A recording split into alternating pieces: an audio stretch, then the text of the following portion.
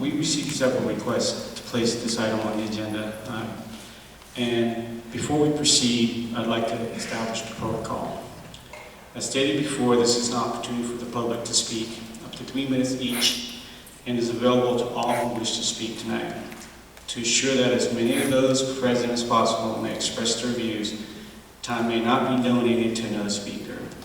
We invite you to state your name and your affiliation with Arcadia High School on the index card. You will be called in the order in which your requests are received, as I understand your seat up there.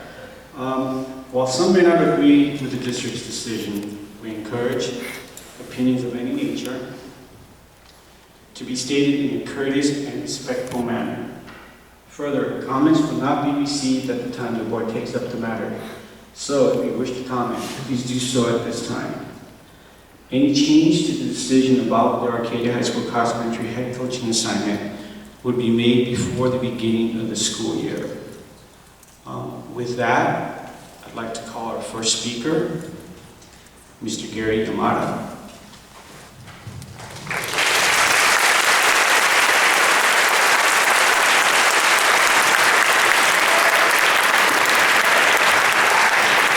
Thank you, Dr. Sean, President Wynn, and members of the school board, and thank you for the opportunity to speak. Over 70 years ago, at the height of World War II, the city of Arcadia played a significant role in American history. Just a short walk down here to what is known as Santa Anita Racetrack, back in 1942 served as a relocation center for thousands of Japanese Americans, the majority of whom were U.S. citizens. They were unlawfully detained and held without due process. This is a painful reminder of how government failed the people. But tonight, we have a great opportunity to witness government for the people. You take a look around the PAC, and it is truly exciting, and I'm sure the board members would agree, to see citizens of Arcadia united as a community. We may disagree on certain issues, but in good faith, we believe in the process, and I hope everyone respects the process as well, whatever the outcome. Tonight, we will hear from the supporters who believe in Jim O'Brien. They will tell their own stories of how this man touched their lives and changed them for the better. It is our hope that their testimony will also touch each and every member of the board. As a side note to my fellow speakers, once again to reiterate President Wynn's request, let's keep a positive spirit, all right, and during the proceedings, and let's just give all praise to Coach O'Brien, all right? This situation can be a great teaching example for our children. To see adults working out their differences toward a common resolution can make a lasting impression in their future. As I've stated before, there's absolutely no shame or disgrace in doing what is right. We fully understand the responsibility and the commitment required of each board member. It is not an easy job, and we thank you for your service.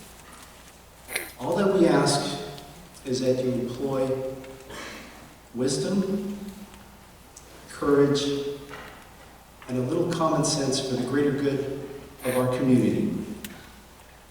Thus, I am formally going to state that in the best interest of the students of our Arcadia High School, we will ask the AUSD board to consider reinstating James O'Brien as head coach for the boys cross country team. Thank you for your time this evening.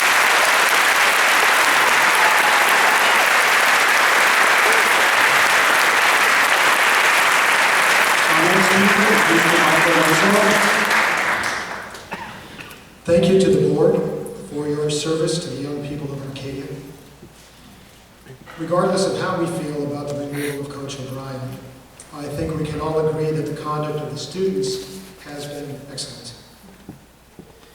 The nature of the situation has led me to ask the board to agree to oppose and remediate any action taken against any Arcadia High School student due to their participation or their parents' participation in this meeting. President White, do you agree? Board members, please comment if you choose to do so. Yes. Thank you. In an email from a board member to me dated July 22nd, it was mentioned that the board members and district staff are, quote, acting in the best interest of the entire student body, unquote.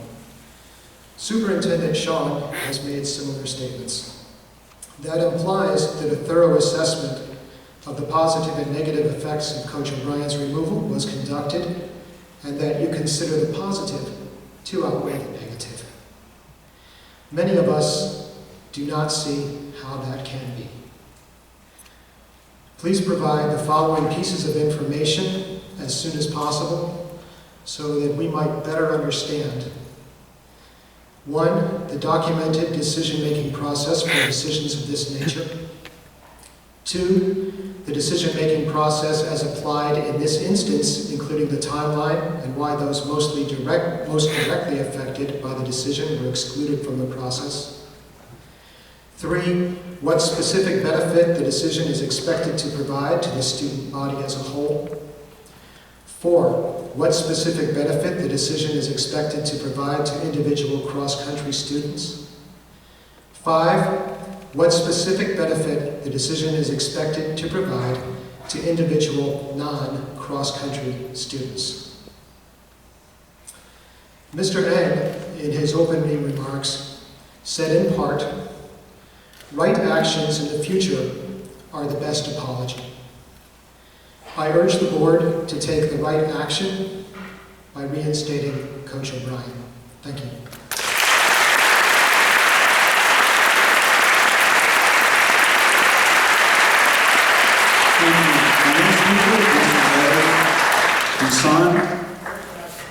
Can you hear me? There we go. Yes. My name is Larry Gasson. I'm here to protest in the most possible terms, strongest possible terms, the unlawful termination of Coach Jim O'Brien. I've known Jim for 21 years and studied under him from 1992 to 2002. Thanks to Jim's coaching, I ran my first sub-24-hour finish at the Angeles Crest 100 in 1996. You may know that Jim set the course record at the AC 100 in 1989 with a 17-hour, 35-minute time, which remains unbroken. I've been connected to this race since 1990. Finished it 3 times, crewed and paced friends, captained 8 stations. I've also been the race director, race book editor since 1998. Finally, I'm also the page administrators for the Angeles Crest 100 and the ultra running Facebook pages with a combined membership of over 4,500 people. But back to Jim. Jim leads by example. He does not tolerate fake. For years after high school, I avoided coaches because they all sounded like authority-driven washouts and bullies. Why? Because in my high school, I was one of those who did not fit the golden norm of football, basketball, or baseball. I'd gone into high school as a stoner, but left as an athlete, a 2-mile track letterman. At the award ceremony that year, the coach gave me my letter and told the audience, I never thought I'd be giving one of these to him. Jim would never say that. Jim passed this knowledge on to the cross-country team. I saw it live during a meet at Griffith Park in 2011. All the same concepts, slightly retooled for a different audience. I envied those boys. These boys and the girls are getting the gold that outlasts a medal or a trophy.